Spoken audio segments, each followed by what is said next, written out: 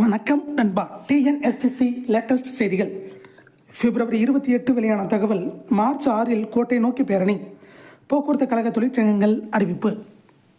பட்ஜெட்டில் போக்குவரத்து கழகங்களுக்கு நிதி வழங்க வலியுறுத்தி மார்ச் 6 கோட்டை நோக்கி பேரணி நடைபெறும் என போக்குவரத்து கழகங்களில் செயல்படும் தொழிற்சங்கங்களின் கூட்டமைப்பினர் அறிவித்துள்ளனர்.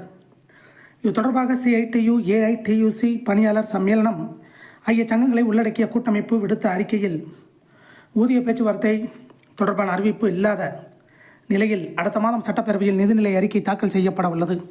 போக்குவரத்து ஊழியர்களின் பலன்கள், ஓய்வூதியர்களின் அகவிலைப்படி உயர்வு உள்ளிட்டவை மறுக்கப்படுவதற்கு போக்குவரத்து கழகங்களுக்கு அரசு போதிய நிதி வழங்காததுதான் காரணம். அதே நேரம் கடந்த 2022 ஆண்டு வரவுக்கும் செலவுக்குமான வித்தியாச தொகையை வழங்குவதற்கு குழு அமைக்கப்பட்டு அரசாணையும் பிறப்பிக்கப்பட்டது. ஆனால் இதுவரை நிதி ஒதுக்கப்படவில்லை.